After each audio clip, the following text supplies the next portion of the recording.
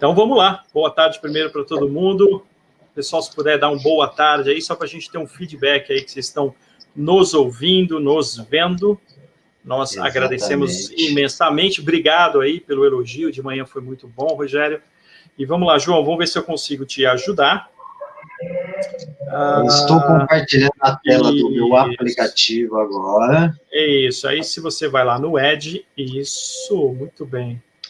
Muito bom. Eu ainda tenho minhas dúvidas se o pessoal está nos ouvindo. Não tive nenhum feedback ainda por parte do pessoal.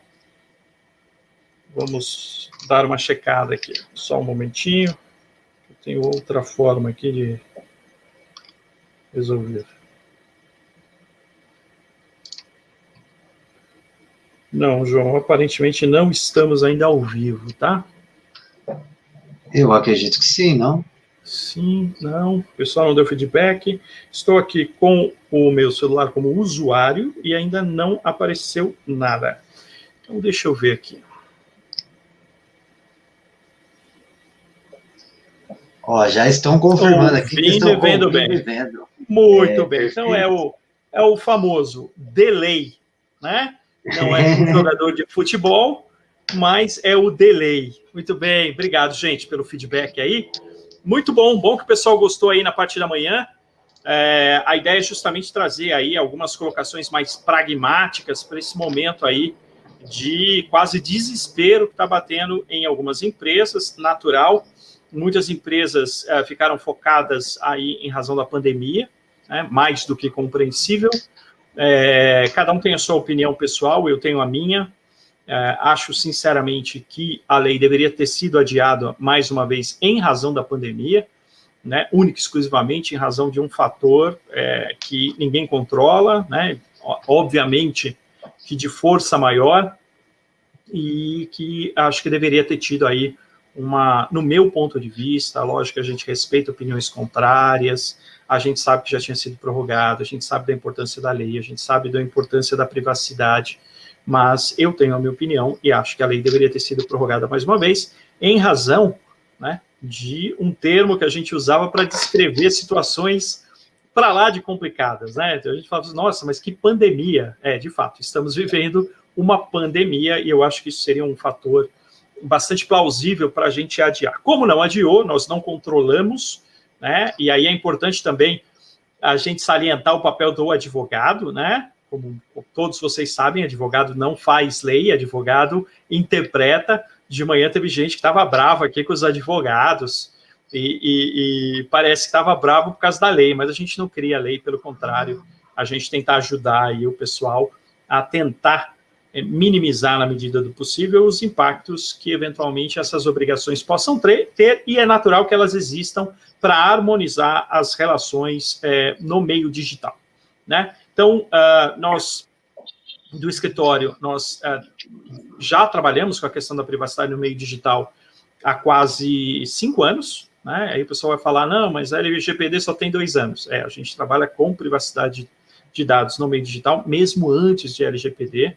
Eu lembro de um evento que nós fizemos do anteprojeto da Lei Geral de Proteção de Dados. Não era nem projeto de lei. Então, a gente já tem 5 anos aí tratando do assunto, participamos efetivamente dos debates do projeto da Lei Geral de Proteção de Dados, inclusive no Senado, a convite do senador Ricardo Ferraz. Estamos aí tocando muitos e muitos projetos de adequação, alguns já concluídos, outros em fase finais, outros no meio, outros começando, em razão da vigência iminente aí da LGPD, e demanda muito forte em razão do que o mercado chama de DPO as a Service. Eu e o Dr. João Pedro, que está aqui comigo, escrevemos um artigo, o porquê não contratar um DPO as a Service e sim uma operação continuada, que inclusive, JP, acho que você não sabe, no feriado, uma das maiores jornalistas de tecnologia do Brasil, a Cristina, do Shift, me ligou, e hoje ela publicou uma matéria muito interessante sobre o papel do DPO, por causa dessa demanda absurda, né? Todo mundo está querendo nomear DPO, porque tem que nomear, primeiro dia de vigência da lei tem que ter lá o DPO nomeado, e tem muita empresa pensando no DPO as a Service, que a gente entende que é uma solução, só que ela é uma solução talvez imediatista, né? Então, talvez ela faça sentido de imediato, em razão da eminente início da vigência da lei, mas a médio e longo prazo, nós temos as nossas opiniões, talvez ele não seja a melhor solução, e a gente explica isso muito em razão de você perder a oportunidade de desenvolver uma cultura de privacidade de dados e um comprometimento maior com a privacidade.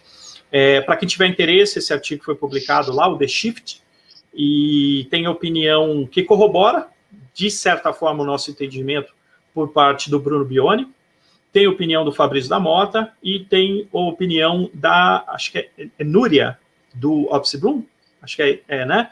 Apesar que, se eu não me engano, ela saiu do escritório do Opsi semana passada, mas ela ainda deu entrevista sendo membro lá do escritório. Se não saiu, estou cometendo alguma improbidade, mas se eu não me engano, sim.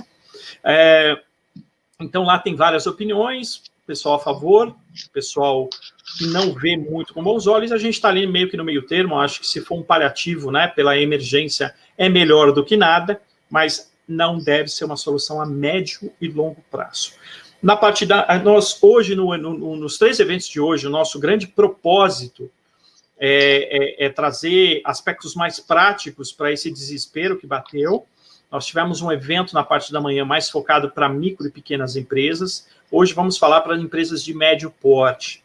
Eu não sei se na parte da manhã ficou faltando uma informação interessante, João, porque de fato eu estava num outro evento e não acompanhei por inteiro, peço desculpas aí. Mas talvez o pessoal não tenha dito, questão de valores, né, para adequar uma micro e pequena empresa. Gente, o que eu posso comentar, isso vale para as empresas de médio porte, é que tem um fator que fez os preços de consultoria subirem e 2 fatores que fizeram os preços de consultoria baixarem. Que é basicamente o seguinte, o fator que faz o preço de consultoria subir é a velha lei da oferta e procura, né? Então, agora a procura está monstruosa, a tendência é que o preço suba. Contudo, nós temos 2 outros fatores no cenário. Um fator é o fator pandemia, né? Então, dentro do fator pandemia, muitas consultorias não adianta puxar o preço, porque não faz o menor sentido dentro do momento de pandemia. O outro fator é que para as consultorias que talvez tem um perfil mais de parceria com o seu cliente e não tão, vamos ganhar a qualquer custo, talvez tenha uma postura que a gente desenvolveu muito capital intelectual, a gente já desenvolveu muita coisa. Então, ao desenvolver muita coisa, de certa forma, ela já faz parte desse capital intelectual, aonde você gasta menos horas pesquisando em razão de já ter resposta para muita coisa. Tem muita coisa que ainda carece de resposta, carece de regulamentação, mas a gente já testou muita coisa, já fez muita coisa. Então, isso deveria diminuir o custo. O custo de adequações de empresas de micro e pequeno porte, ele é um custo que essas empresas podem arcar diante daquilo que é uma definição de micro e pequeno porte e faturamento. Eu lembro que nós fizemos uma pousada, né, João? Muito linda, diga-se de passagem, em Ilhabela, e o custo ali é um custo que uma micro e pequena empresa, é lógico, parcelado, com dificuldade, pode sim arcar, né? Não é diferente para as empresas de médio porte, que os seus projetos são maiores que de micro e pequenas, porque elas têm um porte maior, mas também não é nada suntuoso, não é nada absurdo. A gente ouve falar muita coisa no mercado, mas hoje os preços eu acho que estão mais condizentes, digamos, com o que foi desenvolvido de capital intelectual e o poder de investimento por parte das empresas, tá? É lógico que eu não vou ficar falando de honorários aqui, até porque a OAB não permite, a ideia não é esta, mas esta é uma pergunta recorrente por parte dos empresários que têm uma dor, né? Que é a dor financeira de fazer investimento. Então, o que eu posso dizer para vocês é que os preços estão condizentes com os portes das empresas. No início, eu diria que não. Eu acho que os preços eram quase proibitivos para microempresas, eram muito difíceis de serem arcados por médias empresas, em razão do faturamento delas, porque se cobrava pelo tempo que ia se gastar para se desenvolver muita coisa. Hoje, eu diria que está bem adequado ao porte de cada um. Feitas essas observações, que eu não sei se foram feitas na parte da manhã, e eu recebi muita mensagem aqui no no meu pessoal. Então, eu já quis abrir aí com este esclarecimento, justamente para aqueles que são os empresários ou gestores que estão aqui para tentar ter informação que resolvam ou amenizem as suas dores, tá? Os preços hoje, de todas as consultorias, estão mais adequados aos portes das empresas, em razão desses fatores que eu acabei de descrever. No mais, a gente vai aqui, então, passar por algumas orientações, tendo aí, basicamente, 4 pilares que o Dr. João Pedro vai desenvolver junto com vocês, e eu vou fazer algumas intervenções pontuais. No mais, obviamente, pessoal, vocês têm aí o chat e a total disposição de vocês, o nosso tempo para fazerem perguntas, comentários que eu espero que sejam pertinentes, ou desabafos que eu também espero que sejam pertinentes. Tá bom, gente? Bom, João, tá contigo. Perfeitamente. Boa tarde, pessoal. Boa tarde para quem veio de manhã e para quem veio só agora. Para quem veio de manhã, pode estar notando que o slide é parecido com o que a gente apresentou de manhã. E isso tem uma razão muito específica. A Lei Geral de Proteção de Dados, como a gente também disse no primeiro evento, ela não traz distinções quanto ao porte da empresa. Então, as obrigações que a Lei Geral de Proteção de Dados prevê afetam tanto as empresas de micro e pequenas empresas, quanto as maiores empresas do país, as grandes empresas, por assim dizer. Então, as obrigações que a gente tem que atender são as mesmas. O que vai mudar é o foco ou o meio para que a gente atinja esses objetivos. Conforme a gente mostrou de manhã, e também para as médias empresas agora, o primeiro ponto de atenção nessa adequação à LGPD, neste momento, é justamente trabalhar nesse front-end, né, no aspecto visível, na relação da empresa com o titular externo. Como vocês sabem, deveriam saber, e se não sabem, ficam sabendo agora, todas as pessoas físicas, as pessoas naturais, eu, o Dr. Márcio e vocês, somos titulares dos dados pessoais. Então, as empresas, via de regra, têm titulares externos, esses representados por seus clientes, seus consumidores, seus parceiros, prestadores de serviços, quando forem pessoas físicas, por exemplo, e seus titulares internos, seus colaboradores. Afinal, mesmo que a sua empresa ela atue no B2B, né, business to business, atue com clientes que são também pessoa jurídica, o seu colaborador não deixa de ser um titular. Ou seja, a ele são garantidos os mesmos direitos e a você as mesmas obrigações da Lei Geral de Proteção de Dados.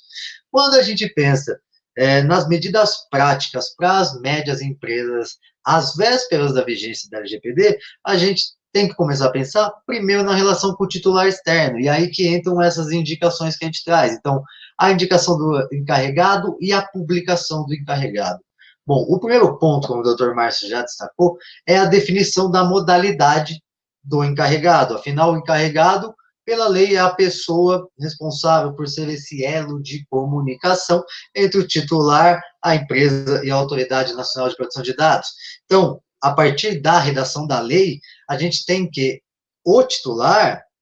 o encarregado, ele pode tanto ser um colaborador da empresa, como ele pode ser uma pessoa jurídica contratada pela empresa, e digo mais, saiu recentemente a portaria do Tribunal de Justiça de São Paulo, criando o encarregado de proteção de dados, que lá, na verdade, é meio que um comitê, é um órgão. Então, não é nem uma pessoa física, nem uma pessoa jurídica, é um comitê formado por juízes e desembargadores, o que já demonstra qual linha o TJ vai entender com a interpretação dessa norma.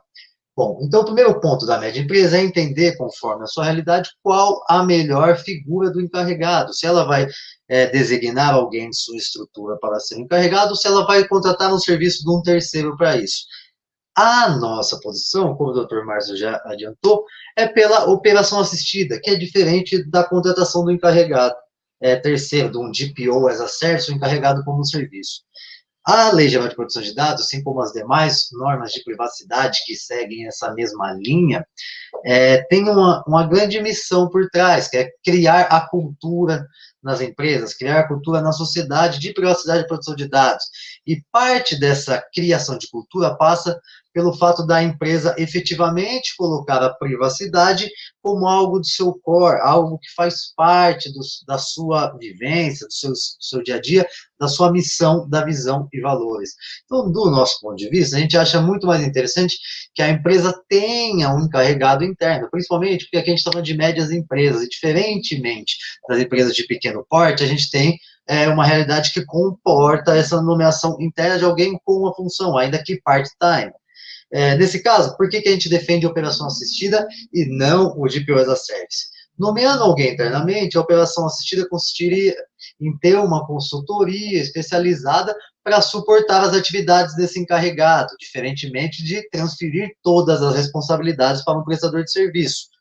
Ao nomear alguém interno e contar com uma consultoria que o apoie, por exemplo, que é a ideia que a gente defende, a gente entende que a empresa tem um grau de aprendizado, uma curva de aprendizado muito grande, de modo que, com o passar do tempo, com a evolução das suas atividades, e até com a regulamentação da lei e o desenvolvimento da matéria, ela poderá caminhar sozinha quanto ao tema da privacidade, ou seja, o seu encarregado ganhará o conhecimento necessário e conseguirá traduzir isso dentro da cultura da empresa, que é um ponto fundamental. Outro ponto que aqui é parecido, mas não é igual às pequenas empresas, é essa questão da criação do canal de comunicação com o titular e as autoridades. Bom, se para as pequenas empresas já é importante que exista um canal, seja um e-mail, uma caixa postal, ou qualquer outro meio, um telefone, para o contato do titular, para que ele exerça seus direitos, no caso das médias empresas, esse contorno é ainda mais importante, afinal, além do canal, precisa ser desenvolvido um procedimento para o atendimento dos direitos do titular. No dia 1 da lei, as pessoas poderão exigir seus direitos, poderão requerer a confirmação da existência do tratamento, o acesso aos seus dados, que dirá até a portabilidade dessas informações. A empresa, para atender esses direitos, evitar que o não atendimento dessas requisições resulte numa ação judicial, deverá, além de criar um canal de comunicação, criar um procedimento, e esse procedimento deve apontar como serão recebidas os requerimentos, como será feita a identificação do titular, afinal é muito importante que a gente só revele os dados, se o caso, para o titular que efetivamente seja o requerente, não para homônimos, por exemplo, pois aí estaremos diante de um incidente com dados pessoais. Os prazos internos, as responsabilidades internas, e como será feito esse atendimento. Tudo isso vai ter que ser bem pensado, afinal, um dos principais pontos que a gente consegue ver uma excessiva judicialização em breve é justamente no caso das empresas não atenderem de forma administrativa o requerimento dos direitos do titular. O que você acha sobre isso, doutor Márcio? Não, acho perfeito. E aí, só fazendo um gancho aqui, tem duas perguntas que estão relacionadas à participação, digamos assim, da área de TI ou segurança de informação, né? Então, você vê que na primeira parte que você falou, ela é a nomeação do DPO. Então, ele é de um profissional já treinado em privacidade de dados. Pode ser terceirizado, pode ser um profissional interno, pode ser um profissional interno assistido por uma consultoria especializada. Isso não é TI, né? Mas essa segunda parte que você está falando, que é criar processos de comunicação, né, e até de gerenciamento dessas solicitações, poderia ter uma participação do pessoal da área de TI com orientação do pessoal de privacidade. Como é que os titulares vão entrar em contato? Como é que a gente vai gerir se aquele ticket foi atendido ou não foi atendido? Como é que a gente vai guardar, às vezes, até a gestão de consentimento, se for o caso? Então, aqui a gente já está criando ferramentas, digamos, para o DPO poder atuar. Tem ferramentas já de mercado, né? Alguns módulos que a gente chama de gestão de direitos dos titulares, até para ter um portal de privacidade. A gente tem, sim, vários clientes que estão desenvolvendo seus portais, né, João? Então, aí tem participação do pessoal da área de TI. Então, são em situações pontuais a atuação do pessoal de TI ou, eventualmente, segurança de informação. Perfeitamente. Principalmente para essa primeira etapa, né, ou para esse primeiro escopo, que seria a relação com os titulares externos, o TI ou a SI entra mais como suporte. Já no segundo ponto que a gente vai tratar, que na verdade é a cama, como o doutor Márcio pode falar, onde a gente trabalha a adequação, a participação dos profissionais de tecnologia e de segurança da informação é fundamental, afinal a lei traz obrigações administrativas e técnicas. Então, é uma lei, é isso a gente não pode parar de repetir, que ela demanda não só o conhecimento técnico do advogado, da consultoria jurídica, mas quando ela demanda esforços tecnológicos, com certeza. E isso a gente conversa daqui a pouco no segundo ponto.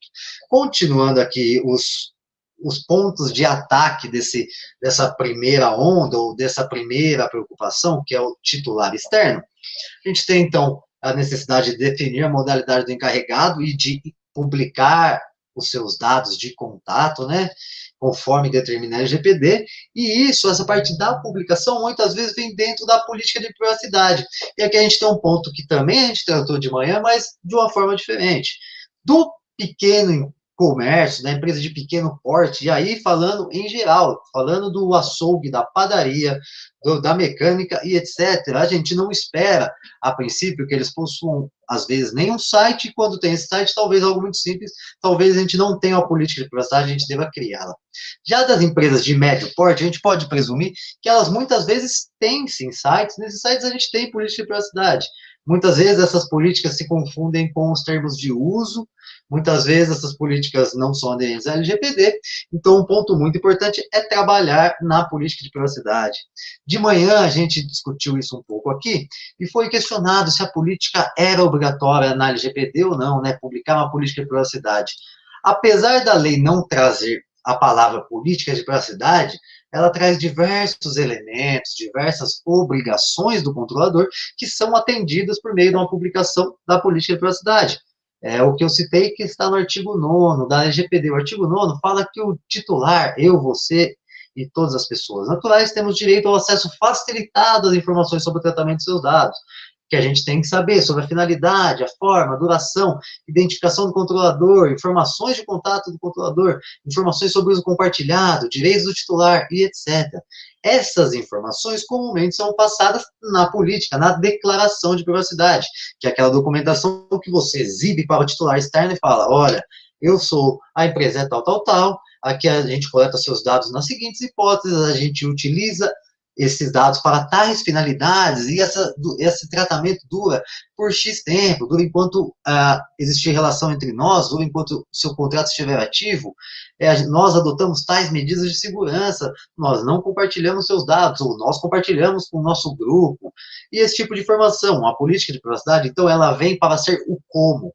A Lei Geral de Proteção de Dados traz muitos o que você deve fazer, qual é o direito, mas não traz o como. E a política é um jeito de viabilizar o como. No caso, a publicação do encarregado, isso pode constar na sua política, conjuntamente com a questão dos direitos do titular, que a lei determina que você faça menção expressa aos direitos do artigo 18 ao titular. Então, é outro ponto importante. Se a sua empresa de médio porte não tem uma política, você deverá criar essa política ou essa declaração de privacidade. Caso a sua empresa possua, você terá que revisá-la, atualizá-la e provavelmente prestar mais informações além daquelas que já existiam lá, até porque anteriormente, salvo algumas obrigações ali do Marco Civil ou até do Código de Defesa do Consumidor, a gente não tinha tantas obrigações quanto a Lei Geral de Proteção de Dados traz especificamente nesse ponto. Então, pensando em relação da empresa com o titular externo, ou seja, da empresa com os titulares que não fazem parte da organização, é fundamental que a gente possua esse tipo de documentação. Afinal, isso ajuda a deixar transparente o tratamento de dados pessoais. Isso ajuda a você, inclusive, a comprovar a adoção de medidas para a regularidade do tratamento de dados, que também está dentro dos princípios da LGPD.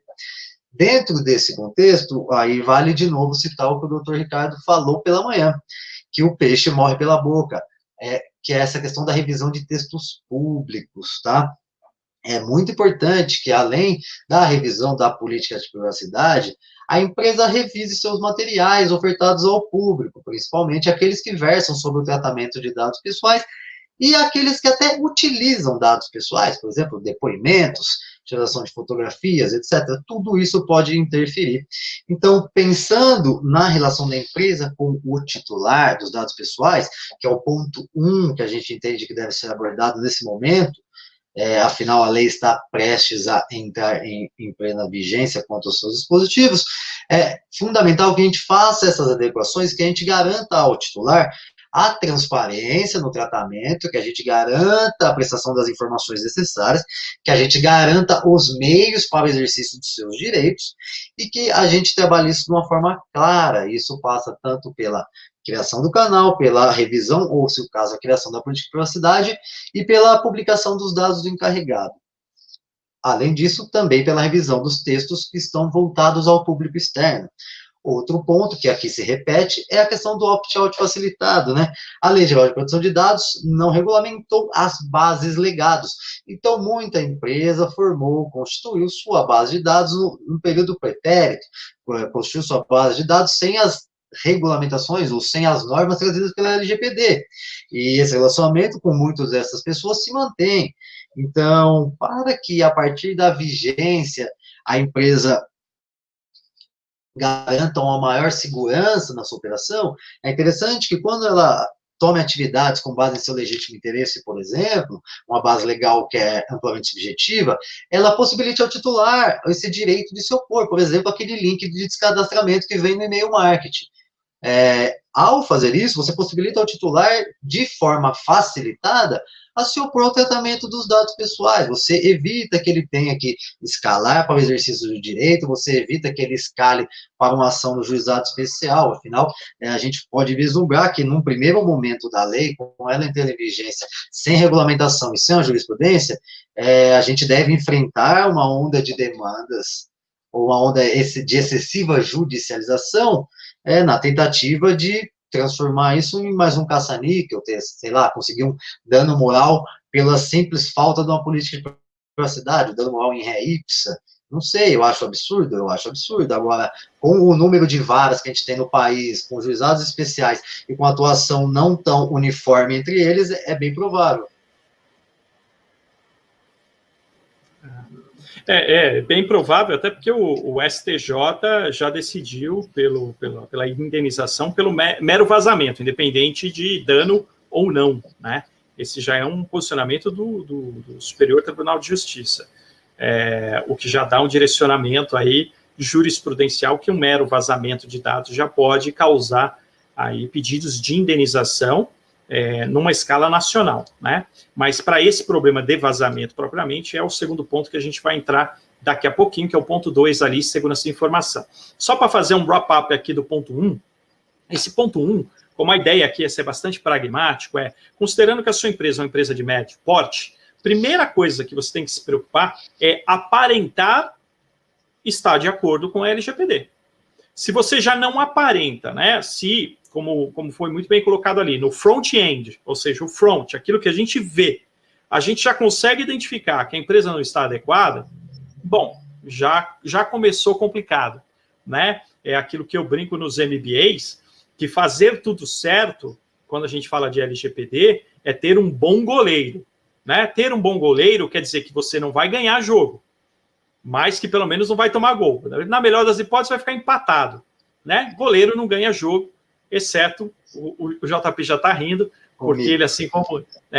exceto o glorioso Rogério Ceni, né? O JP, assim como eu, São Paulinos que somos, esse goleiro ganhava jogo. Agora, um bom goleiro, ele faz o jogo ficar empatado. Então, não basta você estar de acordo com a LGPD, você precisa aparentar estar de acordo. Então, do ponto de vista de front-end, a primeira coisa que você tem que fazer é indicar o seu DPO, porque no primeiro dia, se eu identificar que você não tem DPO, seja terceirizado, seja um comitê, seja interno, enfim, já começo a perceber que você não está adequado ao LGPD. A partir do momento que você, além da indicação, né, você não deixa claro o papel ou o canal de comunicação com esse DPO, e você não cria canal para que eu possa... eu nomeei o DPO, tá, mas eu, titular, não consigo identificar que é o DPO, eu não consigo entrar em contato com ele. Então, eu preciso canais de comunicação, ou um canal de comunicação muito bem estruturado e processos pré-determinados do como atender demandas que vão surgir a partir do primeiro dia de vigência da lei por parte dos titulares. Eu preciso também ter a política de privacidade de dados estruturada e publicada, para eu saber quais são as regras do jogo. Porque se eu for no seu site identificar que você não tem uma política de privacidade adequada à LGPD, bom, então eu já vi que você não está adequado à LGPD. E às vezes você fala, não, mas eu já tenho uma política de privacidade. Se a sua política de privacidade não está adequada à LGPD, qualquer técnico do PROCON, promotor do Ministério Público, advogado especializado em privacidade de dados, numa mera leitura da sua privacidade, ele identifica que você não está adequado. Né? Então, usar termos que, por exemplo, o e-commerce usa com frequência, que não está mais adequado com a LGPD, do tipo, coletamos os cookies para melhorar a experiência do usuário, isso é um atestado de que sua empresa não está adequada ao LGPD. Porque pelo princípio da transparência e da finalidade, eu preciso identificar exatamente qual é o cookie que eu estou coletando e para qual finalidade estou fazendo. Então, uma mera leitura já aparenta que você não está de acordo. O pessoal do escritório, né, colocou ali revisão de textos públicos, né, que é o que o doutor Ricardo fala do peixe morrendo pela boca. Um monte de material saindo aí com relação ao que a empresa faz ou deixa de fazer, ou informações que coletam e tratam dados pessoais que deveriam ter sido retirados. Então, uma revisão desses textos que são colocados públicos também é interessante. E, óbvio, por último, você tem a possibilidade do opt-out. Né? Então, tem uma pergunta aqui, se tem que atender os direitos dos titulares imediatamente ou quando da vigência da lei.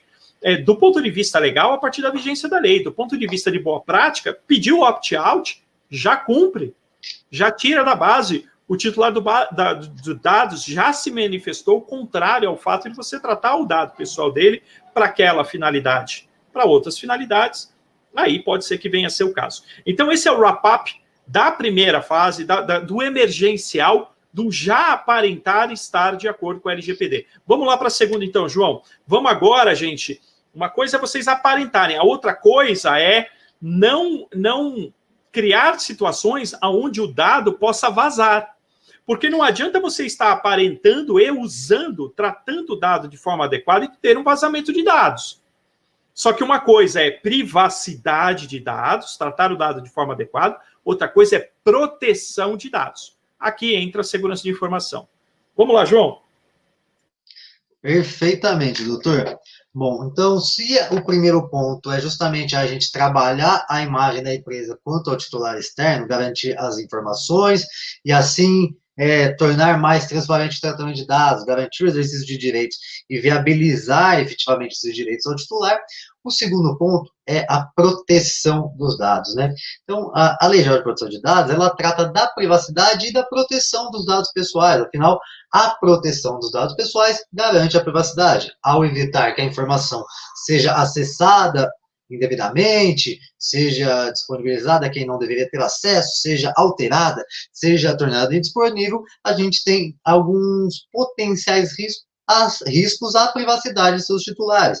Então, dentro de uma adequação aos termos da Lei Geral de Proteção de Dados, a gente tem que trabalhar tanto em processos, quanto documentos, quanto em pessoas, mas tudo isso em cima de uma cama de segurança da informação. E aí, respondendo aos amigos que perguntaram sobre a participação de TI e SI. Bom, de nada adianta a gente adequar os procedimentos, alterar as campanhas da empresa, alterar o meio de coleta dos dados, mudar os formulários, adequar os processos, treinar as pessoas, se a gente não tem uma boa base de segurança da informação, se, apesar da gente garantir a privacidade, ou respeito à privacidade, a autodeterminação informativa em nossos processos, a gente deixar que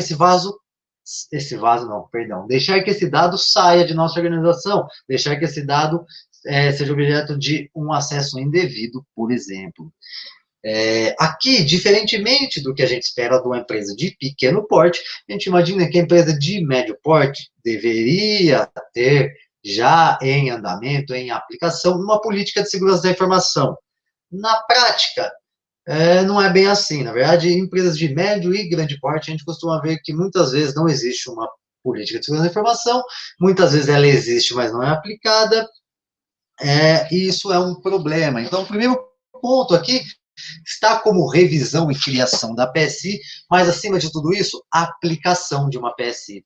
A empresa deve criar, se o caso, ou adequar a sua política de segurança da informação, mas deve fazer com que ela reflita na realidade do dia a dia, né? E isso tem muito a ver com o treinamento, que a gente já bateu bastante de manhã. Então, o treinamento dos colaboradores, a conscientização é fundamental para que a gente tenha a aderência e a aplicação das regras de segurança da informação e, efetivamente, tenha uma maior segurança nas informações. Se a gente pensar que a gente está num período de pandemia, muita gente home office, muita gente usando dispositivo pessoal para o exercício das suas funções profissionais, muita gente trabalhando em condições, no mínimo, adversas em razão da nossa realidade, esse tema ganha ainda maior importância, uma vez que se o usuário, se o ser humano já é uma das maiores vulnerabilidades, o fato dele sair da estrutura da empresa, onde a gente tem um time de TI atuante e etc., pode aumentar ainda mais essa vulnerabilidade. Então, pensando em adequação ao LGPD, garantimos primeiramente a imagem, o tratamento de dados do titular externo, as informações que a gente precisa repassar para ele, a gente tem que pensar em segurança da informação. A depender, principalmente do ramo da média empresa, tem que tomar mais cuidado, afinal, isso vai mudar também conforme o tipo de dado que a gente trata. Então, se de manhã a gente falou de ferramentas mínimas de segurança, aqui a gente já consegue pensar em mais ferramentas um pouco mais custosas, mas que trazem também uma maior segurança. Afinal, a lei ela não traz ferramentas específicas. A Lei Geral de Proteção de Dados vai dizer medidas técnicas e administrativas para a proteção dos dados. As medidas administrativas são esses documentos, por exemplo, uma PSI. Ao criar uma política de segurança da informação, uma política de controle de acesso, uma política para dispositivos móveis, ou que isso tudo venha na própria PSI, você está cumprindo com a sua obrigação de adotar medidas administrativas para a garantia da privacidade e proteção dos dados pessoais. Porém, isso não basta, a gente precisa pensar também em elementos técnicos. Uma média empresa já deve pensar em adotar ferramentas além do básico antivírus, além do firewall. E isso vai depender muito da sua realidade.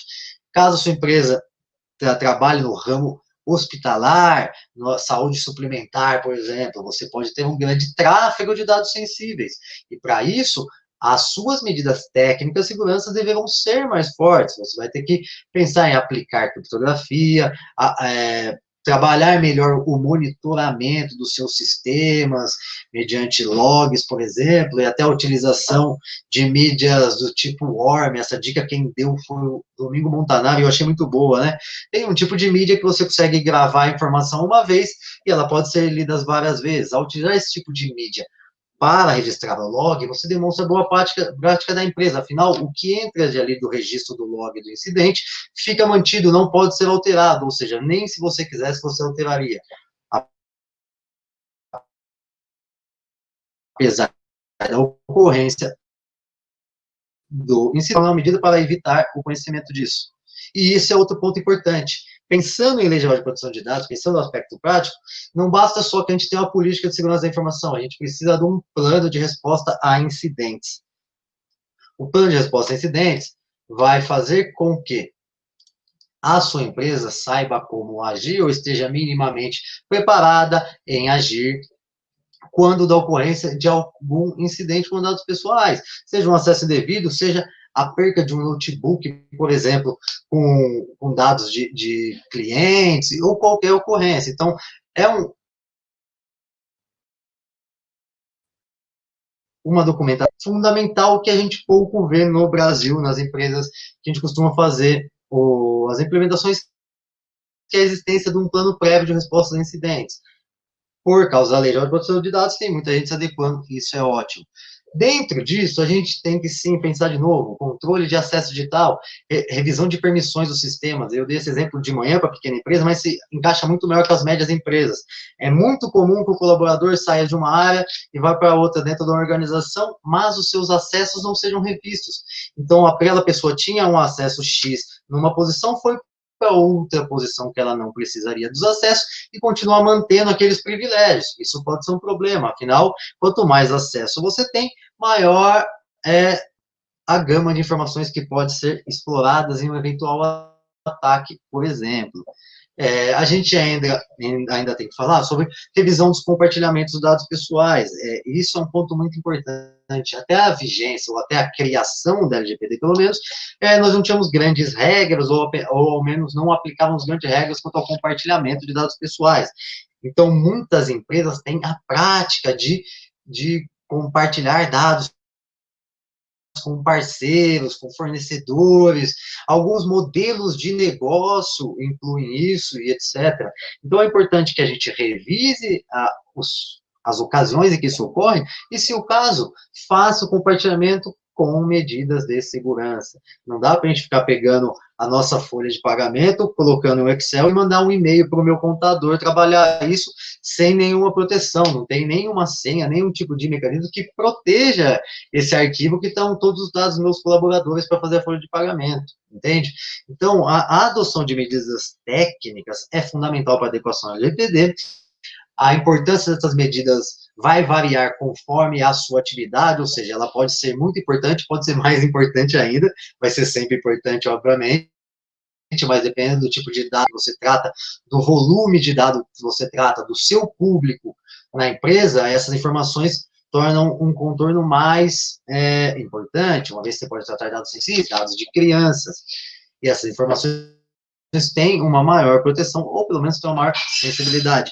E as suas medidas terão que ser adequadas conforme a sua realidade, mas sim precisamos de um trabalho, não só de adoção de medidas técnicas, como de treinamentos, como criação de políticas, regras claras estabelecidas, por exemplo, para regular o uso de dispositivo pessoal no trabalho, para regular o uso até de grupo de WhatsApp.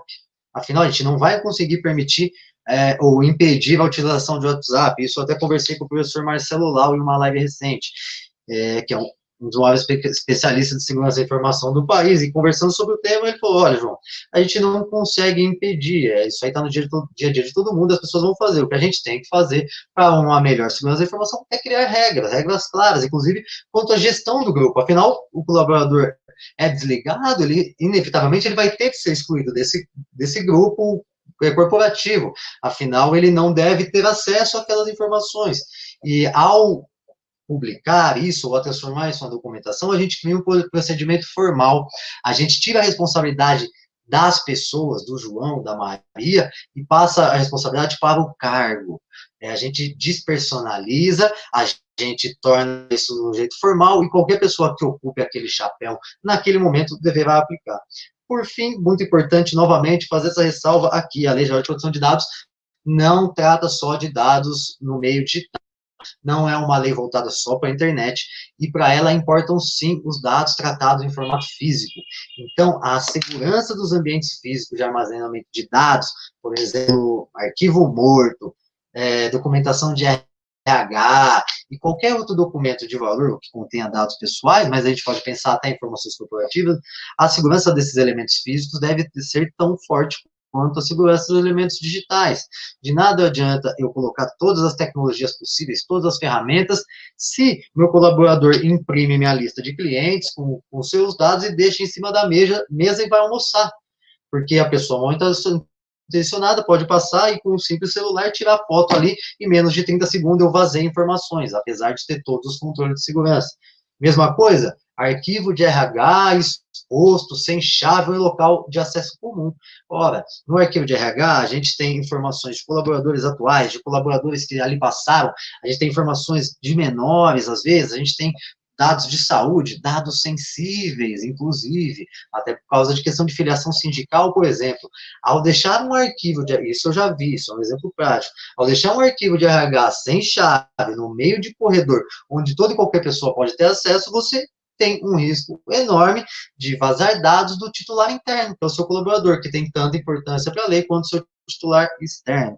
Então, o segundo ponto que a gente traz como foco neste momento é justamente trabalhar em segurança da informação, uma área carente nas empresas, ou pelo menos na maior parte das empresas que a gente realiza os projetos de adequação.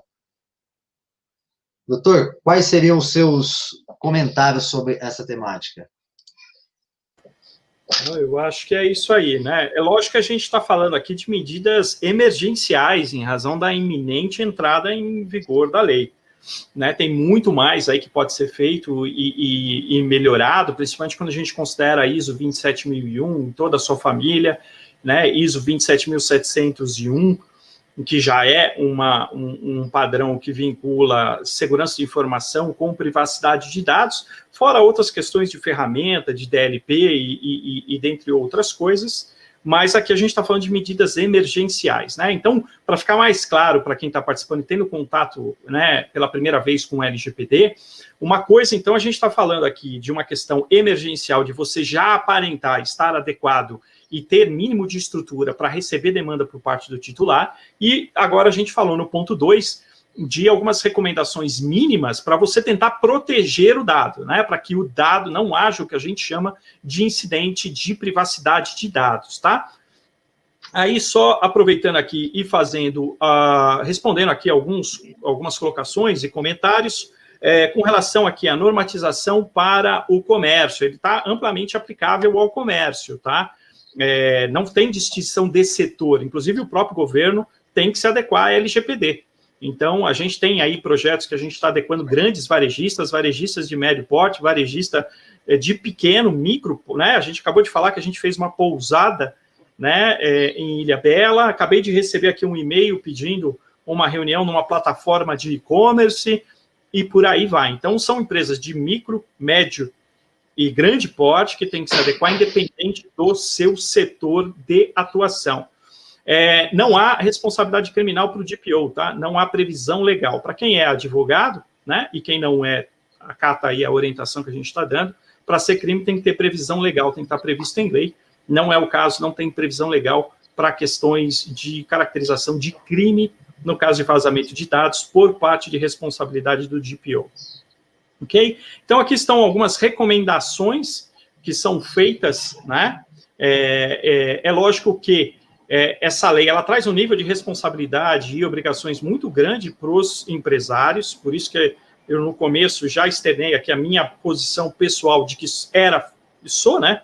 Mas, na verdade, porque o leite está derramado, favorável ao adiamento, né? Não tendo sido adiado por uma determinação do Congresso, que é o Congresso que todos aqui elegemos, né?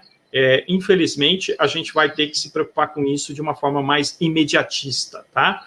E óbvio, como a gente sempre falou, aliás, esse termo, advogado de porta de data center, Érico, ele foi cunhado por mim, que eu coloquei num evento, e isso da revista Exame, há 1 ano e meio, né, que, de fato, assim como tem advogado de porta de cadeia, já tem advogado de porta de banco de dados esperando o primeiro vazamento ali para começar a pedir indenização. Então, isso, de fato, vai ocorrer, né? E aí, o que a gente tem que fazer é tentar evitar ao máximo esse tipo de situação e, nos processos, tentar atuar fortemente com relação a isso. Tem mais pergunta aqui, como lidar com o shadow de IT, quando usuários contratam ou constroem soluções para capturar tratamento, etc., sem uma aprovação de TI. Então, isso aí tem que passar muito por questão também de conscientização, né? Que num dado momento a gente vai falar aqui, que é a parte aí de você dar treinamento. Inclusive ali, ó, se você olhar, item 3, que é o que o Dr. JP vai entrar agora, aí já de boas práticas, o primeiro item é treinamento, né? Eu estou vendo algumas perguntas aqui que são perguntas pertinentes, mas elas são muito básicas para aqueles que já têm um conhecimento da lei. É normal, a gente está numa medida crescente, né, de desenvolvimento de cada um, e cada um está num momento diferente de aprendizado com relação à lei, portanto, todas as perguntas são pertinentes, mas há perguntas que são mais aprofundadas e outras de pessoas que estão tendo contato agora no primeiro momento. Treinamento, ele é fundamental, e eu digo isso por causa dos usuários dentro das organizações serem muito crus com relação ao LGPD.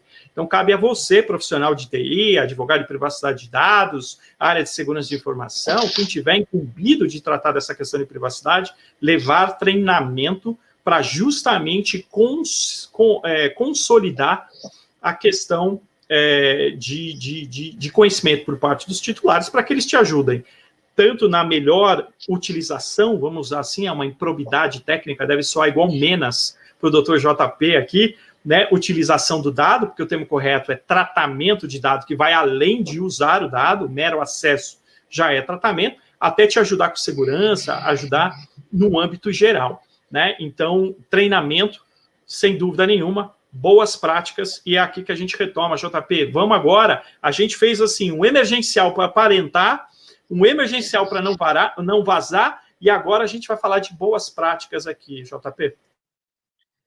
Perfeitamente. Ainda só voltando um pouquinho na pergunta do João Paladino, perguntou sobre Shadow IT. Bom, isso tem, além do treinamento, obviamente, tem a ligação direta com as políticas da empresa, né? Ao criar as medidas administrativas, seja uma política de tratamento de dados pelo colaborador, que está nesse ponto das boas práticas, seja a política de segurança da informação, nós devemos prever regras de como os colaboradores devem utilizar os ativos de informação da empresa, os ativos da empresa, por assim dizer. E nisso está a questão de autorizações. Então, deve ser previsto nessa política a obrigatoriedade do colaborador consultar a área de privacidade, ou a área de TI, ou a área de SI, antes de instalar, adquirir, realizar, ou utilizar de qualquer forma uma ferramenta que envolva o tratamento de dados pessoais. Sem essa aprovação, ao ser constatada a utilização, isso pode resultar em penalidade no seu contrato de trabalho, numa advertência, e isso pode evoluir até num desligamento da pessoa, por justa causa. Então, a importância dessa interface entre medidas técnicas e administrativas é justamente isso. Além de eu adotar as ferramentas de segurança, eu tenho que trazer regras, porque se eu não possuo regras, se elas não estão normatizadas, se eu não dei visibilidade, se o colaborador não teve treinamento, eu não vou conseguir aplicá-las.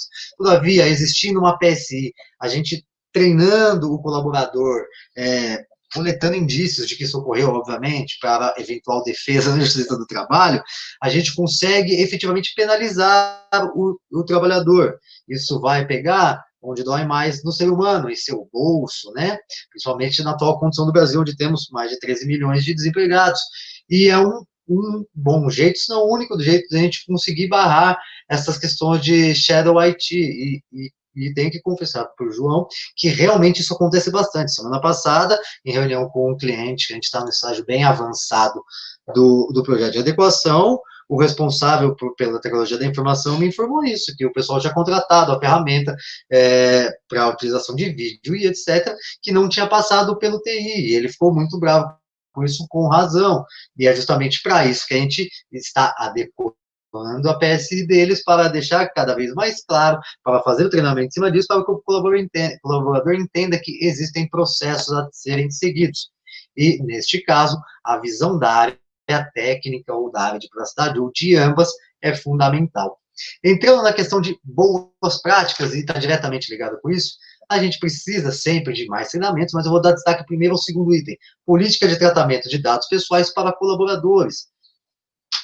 A política de tratamento de dados pessoais para colaboradores, ela tem o grande intuito de orientar, de esclarecer aos colaboradores ou aos funcionários, como preferirem, como eles devem atuar, como eles devem tratar os dados pessoais, em que hipóteses eles podem utilizar dados pessoais, em que hipóteses eles não podem, o que eles devem fazer caso tenham dúvidas, o que eles não podem fazer sob hipótese nenhuma, a quem eles devem perguntar em caso de dúvidas, como eles devem escalar. A gente pode pensar também nessa política, em tratar da identificação e do endereçamento de um incidente pelos colaboradores, esse tipo de coisa. Ou seja, a Lei Geral de Proteção de Dados, como eu também já disse, traz diversas vezes que o controlador e o operador devem adotar medidas técnicas e administrativas para garantir a privacidade e proteção de dados. Políticas são medidas administrativas, é o seu esforço em formalizar como funciona o jogo deste lado, como a empresa entende que a gente deve tratar nossos ativos de informação, como a empresa entende que deve tratar os dados pessoais e quais as consequências deste descumprimento, o que é fundamental para que a gente consiga fazer o enforcement dessas políticas.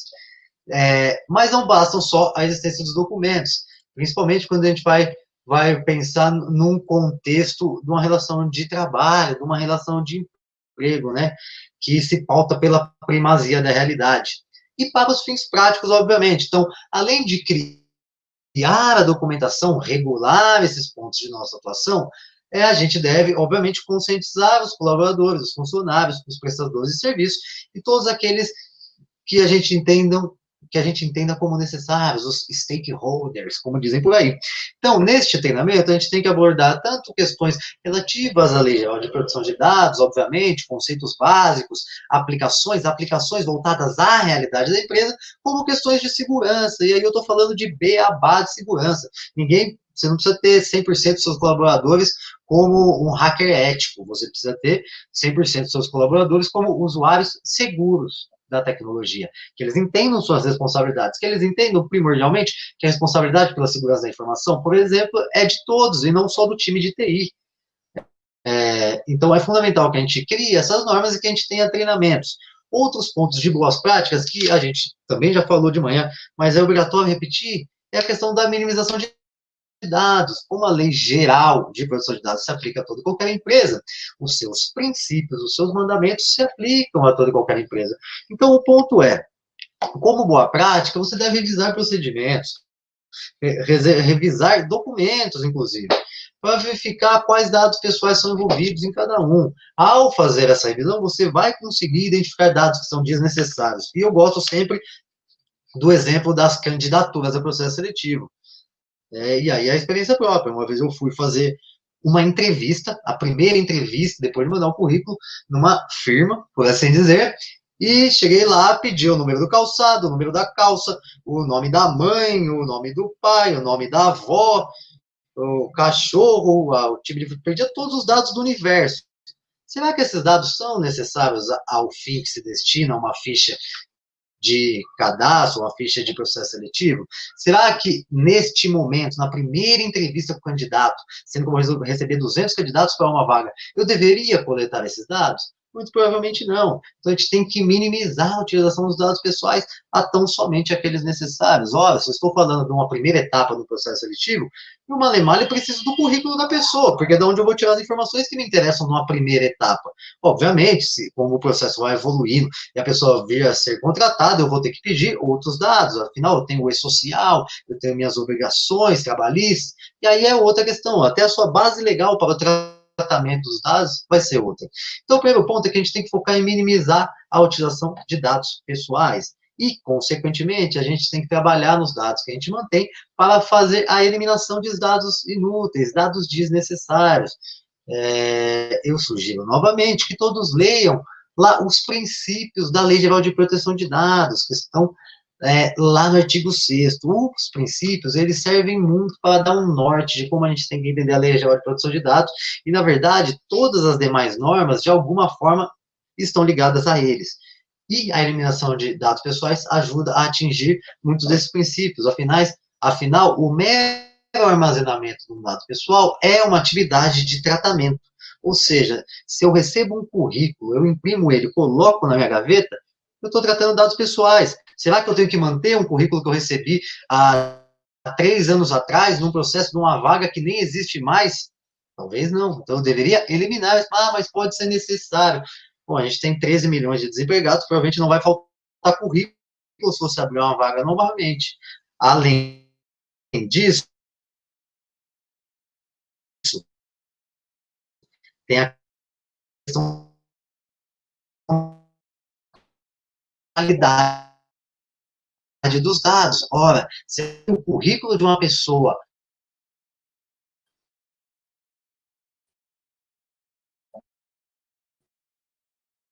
que ela me entregou há 3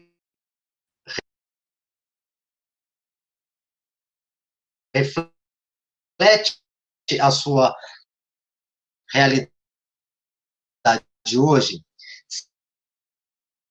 será que o currículo, aquelas informações que estavam há 3 anos atrás, são equivalentes às informações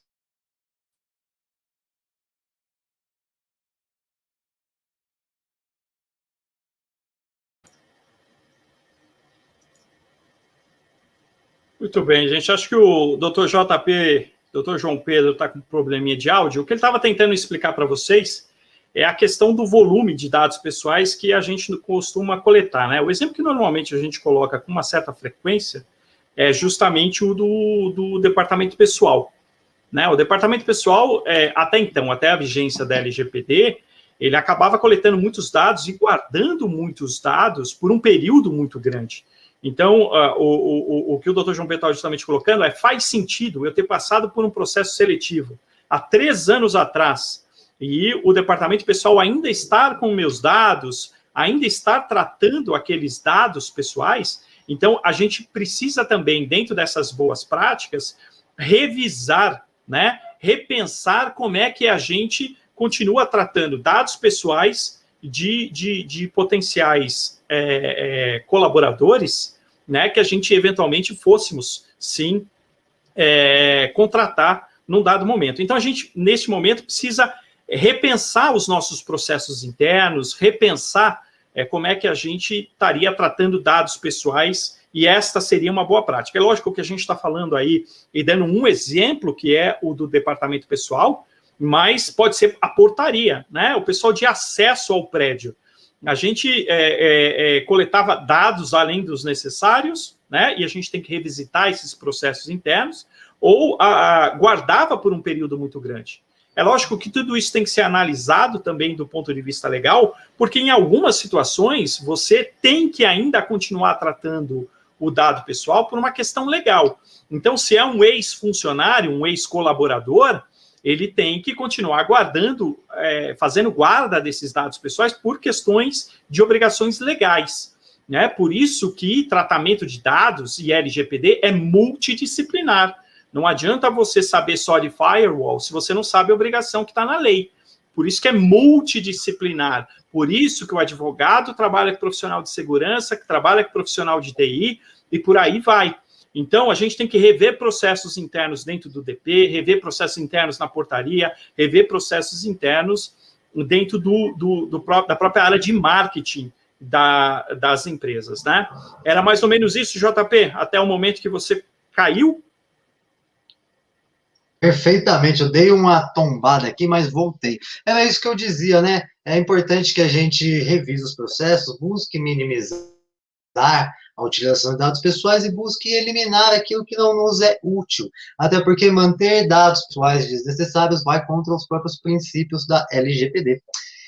E aí eu estava dando o exemplo do DP, do RH, porque é uma das áreas internas que vai mais tratar dados pessoais, independente se o cliente é pessoa física ou jurídica, você tendo colaboradores, você titulares na sua estrutura, e a preocupação com os dados de fora, afinal, eles são ali ativos da sua empresa, quem faz a empresa gerar também são os seus colaboradores, você deve respeitá-los. Mas, em suma, seria isso que eu tinha para dizer sobre boas práticas, né? Ou sobre medidas que a gente pode ter no radar neste momento, ainda que após os 2 primeiros pontos que a gente destacou. Já o 4º ponto, quando a gente vai tratar de adequação interna, aí a gente está falando mais de um projeto de adequação efetivamente. Na realidade, o ideal seria que todo mundo tivesse começado há 2 anos atrás, pelo ponto 4, mapeando o fluxo de seus dados pessoais, enquadrando suas atividades em bases legais, e implantando ferramentas para a gestão.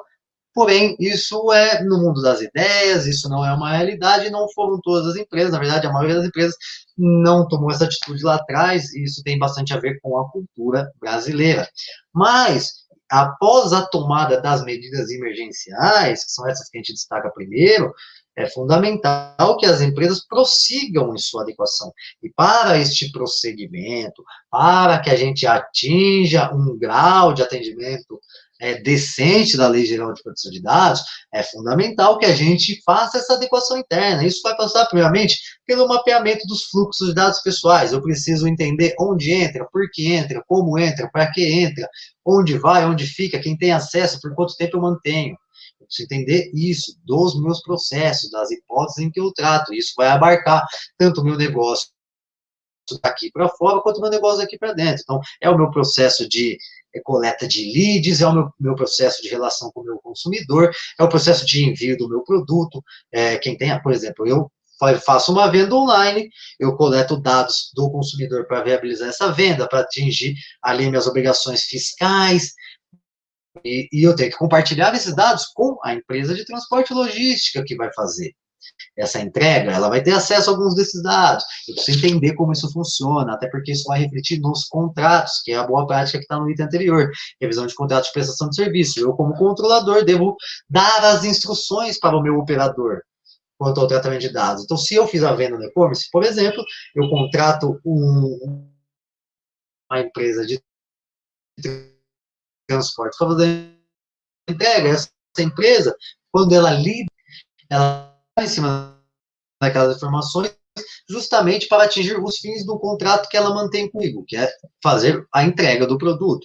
Então, eu tenho que pensar nisso. Nós devemos mapear os fluxos de dados pessoais que tem dentro da organização, seja quanto ao titular externo, seja quanto aos processos internos, nos procedimentos de seleção, no procedimento durante a vigência da relação de emprego ou trabalho, e o procedimento posterior, o tempo de guarda que eu tenho que ter os documentos, quais documentos, por quanto tempo guardar cada tipo de dado que surge de uma relação como esta. Dentro deste mapeamento, após identificada a entrada, a utilização, o armazenamento e a saída desse dado, a gente consegue pensar também nas bases legais que legitimam cada atividade. Então, até o momento, até a existência do LGPD, não existia essa questão de ter uma base legal. Agora, com o LGPD, a gente só pode tratar o dado pessoal caso a gente se enquadre em uma das hipóteses da lei. As hipóteses estão lá no 7º, se não me engano, no 11º, que são os dados sensíveis, tem também os dados de criança, etc. Ou seja, para o tratamento de dados da LGPD para frente, eu preciso ter uma daqueles requisitos, seja o consentimento do titular, que é apenas uma das hipóteses, não mais importante, não menos importante, não só a única, uma das hipóteses. Aí eu tenho execução de procedimento pré-contratual ou até execução de contrato, eu tenho obrigação legal, eu tenho processo judicial, administrativo ou arbitral, eu tenho legítimo interesse e etc. Ao identificar as atividades que envolvem o tratamento de dados pessoais e o seu fluxo, eu consigo entender qual a minha base legal para viabilizar aquela atividade, e inclusive consigo identificar o caso eu não tenha uma base legal. E aí, se eu não tenho uma base legal que dispense o consentimento, se eu quiser manter, eu terei que trabalhar com consentimento, por exemplo. É uma análise fundamental que as empresas devem fazer, porque isso vai impactar processos, isso vai impactar produtos, isso vai impactar serviços. Dentro do contexto da média empresa, é muito possível que, em alguns casos, tenham que ser adotadas ferramentas para a gestão dessas bases de dados. Isso porque, além da gente ter todo um controle sobre o ciclo de vida do dado pessoal, de fazer com esse ciclo de vida cumpra aquele fluxo que a gente mapeou lá e adequou, a gente tem a questão de empresas que têm muitos consumidores tendem ou têm a possibilidade de receber muitos requerimentos de exercício do direito titular. E as ferramentas de gestão dessas bases de dados podem ajudar a empresa a atender esses pedidos, pode ajudar a empresa a ter a agilidade necessária para que ela não deixe de cumprir prazos, né? Neste momento em que nós conversamos, a Lei Geral de Proteção de Dados não foi devidamente regulamentada quanto aos direitos do titular. Se vocês pegarem o artigo 18 da lei e o 19, propriamente dito, a gente vai ver que só os dois primeiros direitos citados expressamente no artigo 18 têm um prazo definido. O prazo para a confirmação da existência do tratamento para acesso aos dados pode ser de imediata resposta ou de até 15 dias, a depender de como o titular deseja ser atendido. Para os outros direitos, a gente não tem prazo ainda, mas isso vai ser regulamentado. De qualquer forma, ao receber um demasiado volume de requerimentos, independentemente do prazo que a gente tenha, a gente pode sim ter problemas. E digo mais, esse requerimento não necessariamente vai vir só de consumidores, tá? Se você, por exemplo, desligou muitos colaboradores no início da pandemia, nada impede que esses colaboradores exerçam seus direitos de titulares de dados contra a sua empresa. Afinal, pode ser uma boa entrada para um outro caminho judicial, mas eu não vou falar mais sobre isso aqui, porque eu não concordo muito. Porém, fica a menção. Além disso, outro ponto importante dentro dessa adequação da empresa é o que eu já disse, né? É a preocupação com o titular interno. Se na primeira etapa emergencial que a gente cita, a gente fala bastante do titular externo, dentro de uma adequação mais completa, você tem que revisar o jeito que você trata os dados dos seus colaboradores, com quem você compartilha essas informações, é importante salientar que no tratamento de dados pessoais de colaboradores, algumas bases legais tomam um contorno diferente, como é o caso do consentimento. Se a gente tem que a relação de emprego, a relação entre empregador e empregado não é dotada da igualdade das partes, o colaborador é hipossuficiente, em muitos dos casos, ou em algumas hipóteses, o consentimento não vai ser a base legal mais adequada, por exemplo. Afinal, num país com mais de 13 milhões de desempregados, talvez a pessoa não tenha a sua liberdade de escolha, a sua livre escolha. E talvez a gente não possa trabalhar o consentimento. Então, a revisão das atividades de tratamento de dados pessoais do titular externo também é fundamental. Afinal, ela pode esconder algumas pegadinhas que eventualmente também trarão prejuízo à sua empresa, tanto prejuízo financeiro quanto prejuízo em imagem, que é algo que as pessoas falam um pouco, mas acho que é um dos principais danos possíveis. Os processos em gerais terão que ser revistos também, obviamente. A gente mapeou o fluxo dos dados pessoais, a gente entendeu nossos processos que envolvem dados pessoais, entendemos bases legais que podem sustentá-los, porém, muitos deles terão que ser revistos, a gente vai ter que alterar muita coisa. Que é um ponto simples, de novo falando de RH, gestão de currículo. Hoje em dia, a gente tem currículo que é impresso, tem currículo que fica na caixa de e-mail, tem currículo que fica no prestador de serviço que coleta para a gente, tem currículo que fica na caixa do LinkedIn.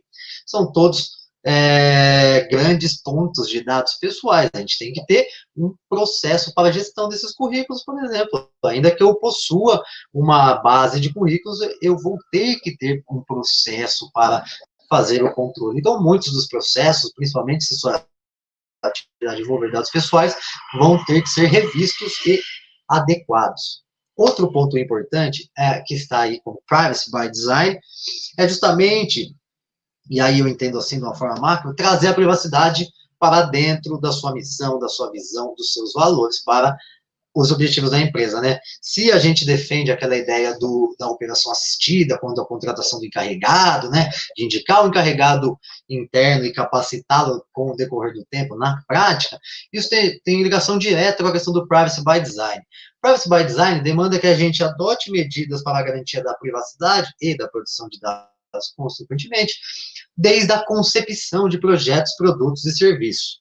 Quando você põe a privacidade, você consegue fazer que a privacidade seja parte da cultura da sua empresa, isso fica mais fácil. As pessoas entenderão sempre, desde o começo, que elas devem pensar nas questões relativas à privacidade e proteção de dados, que a privacidade ela deve ser trabalhada desde o início do projeto. Então, ao criar um novo projeto de marketing, eu já vou me questionar sobre, puxa, será que eu posso fazer assim a coleta do dado? Será que eu não estou coletando dados excessivos? E para qualquer outro processo que vai envolver dados pessoais. A privacidade tem que vir desde a concepção, ela não pode ser um add-on, ela não pode ser um complemento, um puxadinho. O ideal é que ela faça parte da cultura e empresas de gigantesco porte, as maiores do mundo, têm, pelo menos em discurso, adotado a privacidade como parte do seu core, parte da sua estrutura, da sua própria missão, uma vez que isso tem grandes efeitos positivos em questão de imagem. Por fim, é interessante que a gente mencione a questão da revisão contratual. Isso está por fim, porque a gente está muito perto da vigência da lei, mas para quem começou antes, esse é um ponto fundamental. Por quê? Porque com essa iminência da LGPD, a tendência é que todas as empresas comecem a receber uma enxurrada de aditivos contratuais para tratar de privacidade e proteção de dados. Se você toma essa atitude e você propõe um aditivo, você vai trabalhar em 1, 2, 3, 4 aditivos, por exemplo. Se você não toma essa atitude, você vai receber um diferente de cada cliente seu, por exemplo. Ou seja, se você tem 200 clientes, pessoa jurídica, você vai receber 200 contratos diferentes para analisar. Perdeu a oportunidade. Se você tivesse tomado a iniciativa, você teria proposto as normas e discutiria em base daquelas cláusulas. Não teria que gastar tempo, esforço e dinheiro para analisar 200, 300 minutas diferentes. Então, fica a dica, quem não começou, ou faça, e para quem já começou, parabéns, porque vai evitar um problemão nos próximos dias. Por fim, aí o último ponto que a gente destaca é a questão do ciclo de vida, é um dos pontos mais importantes da lei. Todo dado é coletado, ele é utilizado, ele é armazenado, e ao fim, a gente tem que encerrar o tratamento. A lei traz as hipóteses expressas em que esse tratamento deve ser encerrado, mas toda vez que você não tiver uma finalidade, não tiver uma necessidade, ou não tiver uma base legal que sustente aquele tratamento, você deverá encerrar o tratamento das pessoais.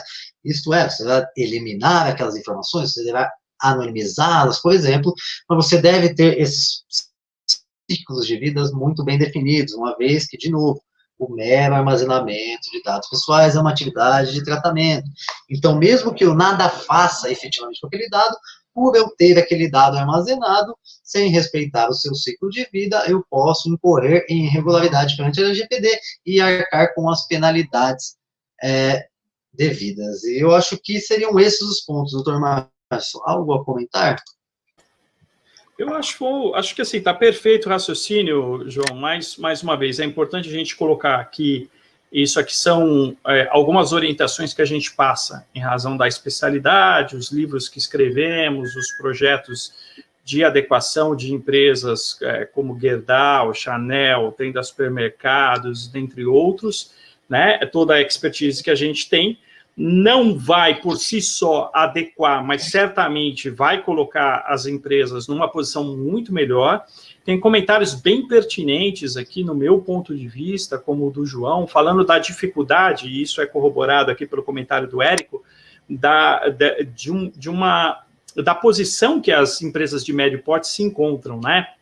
Eles fizeram uma colocação bem interessante, porque provavelmente elas não vão ter, talvez, as facilidades que as micro e pequenas podem vir a ter, até porque tem disposição na LGPD, que é a Autoridade Nacional de Proteção de Dados vai ter que facilitar o cumprimento de obrigações por parte da micro e pequena, então, mas ela não vai ter essas facilidades, mas ela também não tem o orçamento de grandes empresas para adequação. Então, de fato, ela fica naquele limbo, né, João, que não é só inerente à LGPD, não é só inerente à segurança de informação, ela é inerente à governança corporativa como um todo. Ela está no momento de transição, onde ela ainda não tem governança corporativa e, às vezes, ela ainda não tem cultura ou não tem caixa para investir em projetos que vão elevar essa governança, né? O que a gente tem aqui para apresentar é justamente aqui boas práticas e algumas medidas que certamente já vão melhorar muito a posição que uma empresa como essa vai estar se não adotar nenhum procedimento. Mapeamento dos processos, de fato, vocês têm razão, é uma das partes que demandam mais tempo e, consequentemente, de maior custo, mas se a gente está falando de uma empresa de médio porte, provavelmente os processos são em números menor e talvez de complexidade menor do que uma empresa de grande porte. Quando você pega uma empresa, por exemplo, como eu citei aqui, Gerdau, só de folha de pagamento, você tem um número de processos internos absurdos, que uma empresa de médio porte não teria. Então, eu volto a repetir o que eu falei no começo, os tickets médios de contratos de consultoria, eles sofreram uma alta em razão da demanda que está forte, mas também tem dois motivos para uma baixa, né, que é o capital intelectual que foi absorvido e tudo que já foi desenvolvido, que pode ser, sim, aproveitado quando a gente fala de estudar pontos onde a gente já tem um nível de conhecimento sobre o assunto, e a própria situação de pandemia. Hoje eu acho que os preços praticados pelas consultorias no mercado, lógico que tem as suas exceções, ele está relativamente condizente com empresas de faturamento de médio porte, conforme a definição do que a lei define por médio porte. Agora, cada empresa está passando por seu momento um pouco melhor ou pior, né? Empresas, por exemplo, que têm o seu negócio pautado no digital, hoje estão tendo faturamentos até melhores, às vezes, do que tinham antes de pandemia, mas a grande parte do mercado, invariavelmente, está tendo problema, sim, no que se refere à parte de pandemia. Mas acho que a colocação ela é bem pertinente, né? Com relação a tudo que foi apresentado aqui, eu acho que é basicamente isso. Tem uma pergunta interessante aqui também, que eu acho que vale uma resposta de sua parte, João, porque tem a ver com um posicionamento do Tribunal de Justiça de hoje, e a pergunta é se o DPO tem que ser uma pessoa física ou se pode ser um grupo, um departamento. Eu estou tentando achar aqui a pergunta para não cometer alguma improbidade, mas eu acho que é basicamente isso, João. E qual que seria aí, no caso, a resposta, enquanto eu procuro aqui? Bom, A lei vai falar em pessoa. Isso quer dizer o quê? A gente pode ter pessoas físicas e jurídicas. Porém, e aí é uma posição do Tribunal de Justiça de São Paulo, a gente não pode tomar isso como uma regra ou como algo que vai ser acatado. O Tribunal de Justiça de São Paulo aparentemente entende que pode ser um órgão, porque hoje, por meio da Portaria 9.912 de 2020, instituiu no âmbito do TJSP o órgão encarregado pelo tratamento de dados pessoais do Poder Judiciário. E lá eles fizeram no formato de órgão, ainda que exista a nomeação de um juiz posteriormente para comandar o órgão. Então, é algo que a gente ainda está num limbo, por assim dizer, da Autoridade Nacional de Proteção de Dados. Na verdade, a nossa lei traz diversas determinações que demandam regulamentação. E essa regulamentação está demasiadamente atrasada. A gente vai ter uma lei vigente sem saber prazos de direitos do titular, sem saber se as empresas, as micro e pequenas empresas estão excluídas da obrigação de ter um encarregado, sem saber elementos fundamentais da lei.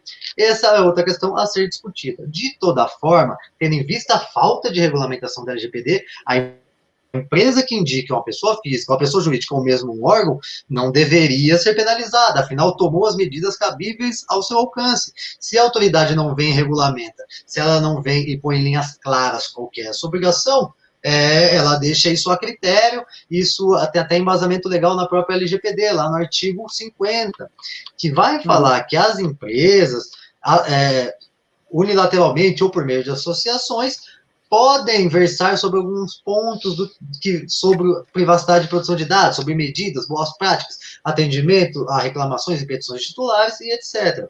Então, na ausência de uma regulamentação forte e clara, a gente fica nessa abertura até que a Autoridade Nacional de Proteção de Dados, que é quem tem o dever de fazer essa regulamentação, venha e diga em linhas claras o que ela entende como devido, porque senão a gente fica numa insegurança jurídica maior ainda, né? Só lembrando para os profissionais que não são da área do direito, não é porque a autoridade ainda não regulou que não vai ter decisão a respeito. Né? Quando você leva um problema ao judiciário, o juiz não pode se abster de julgar e falar, a autoridade não regulamentou. Então, ele vai julgar conforme o entendimento dele. Então, vai ter posicionamentos. Então, o que a gente faz normalmente é trazer o posicionamento das autoridades europeias e das decisões judiciais que são proferidas na Europa. Afinal de contas, a LGPD, como muitos de vocês sabem, tem origem na lei europeia, né, que não é uma lei, é um regulamento. Então, muito do que se aplica lá provavelmente deve ser aplicado pelo judiciário brasileiro aqui, independente de regulamentação ou não por parte da autoridade. Né? Mais uma vez, se você entra lá, o titular entrou com um processo no judiciário, o juiz não vai poder falar, vou suspender seu processo porque a autoridade não regulamentou. Ele vai decidir conforme a leitura da lei que não está regulamentada. Então, se na leitura da lei é uma pessoa a ser indicada e pessoa não é órgão, ou ela é física ou ela é jurídica, pode ser que o próprio judiciário diga que tem que ser uma pessoa física ou jurídica e que um órgão não vá valer. Mas o Tribunal de Justiça indicou um órgão. O Tribunal de Justiça indicou um órgão, mas a própria LGPD diz que o único órgão de governo que não precisa indicar DPO é o judiciário nas suas atividades judiciais. Então, a gente não sabe se entende isso como uma boa prática do Tribunal de Justiça ou como um cumprimento de uma obrigação legal. Né? Então, existe um questionamento, por isso que estão aí os especialistas que acompanham as questões de privacidade de dados colocando seus posicionamentos. Né? No direito, existem 5 fontes do direito. Lei, jurisprudência, doutrina, analogia e usos e costumes. Lei existe, doutrina ainda não, jurisprudência ainda não, mas você pode aplicar analogia. Né? Então, a gente tem que trabalhar, porque não é porque a autoridade não regulou que não vai ter consequência jurídica. Portanto, é para isso que serve esse trabalho em conjunto que deve existir, multidisciplinar, entre profissionais do direito, profissionais de segurança de informação, por isso que no nosso caso a gente conta aí, aliás, João, parabéns aí pela série de webinars que você está fazendo de segurança de informação, você fez uma fantástica com o Marcelo Lau, fez uma maravilhosa também com o Montanaro, né, onde a gente atua fortemente aí com os profissionais de segurança de informação. Inclusive, deixei um link aqui para o pessoal que estiver interessado, uma série da Discovery Channel sobre crimes digitais. O link que eu mandei para vocês é justamente um episódio de um caso do nosso escritório. tá bom? Vamos lá, mais comentários aqui. Assim como a responsabilidade ambiental, são evoluções naturais. Exatamente, João Paladino, bom que a mensagem está chegando aí para, inclusive, os profissionais que estão tendo contato aí dentro disso que a gente está falando, né? Muito bom, gente. Ver se tem mais alguma pergunta aqui. Quem vai fiscalizar? Bom, nesse caso, a fiscalização ela não vai ser só por parte da Autoridade Nacional de Proteção de Dados. Os PROCONs, apesar de ter também aí uma discussão jurídica, se pode ou não, se não é conflito, né? Mas não vamos entrar na questão jurídica tão específica, mas os PROCONs entendem que eles podem, inclusive o PROCON de São Paulo já deu 2 autuações em cima do tema proteção de dados e não da LGPD, dentre outras autuações que a gente tem conhecimento. Ministério Público pode atuar, associações de defesa do consumidor, público e notório aqui, o IDEC tem uma ação contra a Via 4 do metrô daqui de São Paulo, e até associações de defesa dos direitos dos titulares, né, que podem eventualmente estarem participando desse tipo, digamos assim, de fiscalização e cumprimento de obrigações legais. Sérgio, o link está mais para cima aqui nas conversas aí de vocês, é um documentário feito pela Discovery Channel, chama crimes.com, episódio número 3, tem a nossa participação lá, o pessoal da Discovery achou interessante e está lá. Vamos ver o que mais tem. Mas esse encarregado publicado no site pode ser marketing ou tem que ser alguém específico? Então, Juliana, a lei ela fala numa pessoa ou ela é física ou ela é jurídica. Então, a nossa orientação, num primeiro momento, é que seja ou uma pessoa física ou jurídica. O e-mail de contato tanto faz, mas tem que ter lá a nomeação dessa pessoa física ou jurídica. Pode ser contato, pode ser o nome da pessoa, ele tem que ter um meio de contato para isso, tá bom? Sérgio, meu prazer aqui, nosso prazer estar solucionando as suas dúvidas, né? E é isso, gente. Eu acho que a ideia é essa, acho que estamos atingindo o objetivo pelo feedback que a gente teve do primeiro evento, para quem de fato está acompanhando um certo tempo e sabe do que está falando, sabe que o mercado está passando por um momento de dor, sem saber muito bem o que fazer, muita gente tentando oferecer produto e serviço, mas faz comentários que soam mais como menas, dói no ouvido, então ao invés de ajudar, acaba atrapalhando. Então, a gente sabe que o mercado está um pouco perdido, por isso que a gente está passando o dia todo aqui, passando orientações mais emergenciais e outras orientações de boas práticas, porque não adianta você fazer o emergencial, isso é só o começo e acaba deixando para trás tudo aquilo que de fato já deveria ter sido feito. Mas espero que a gente tenha ajudado aí na medida do possível. É isso então, João? Voltamos então. É isso. Por agora é só. Às 17. Voltamos às 17 para então falar com o pessoal de grandes empresas que obviamente tem outros recursos, mas também tem outros desafios em portes maiores. Então, são dores diferentes, nem maior nem menor, mas são contextos distintos da micro e pequena, da média e da grande. Por isso que a gente decidiu fazer da forma que estamos fazendo aqui, de forma faseada, né?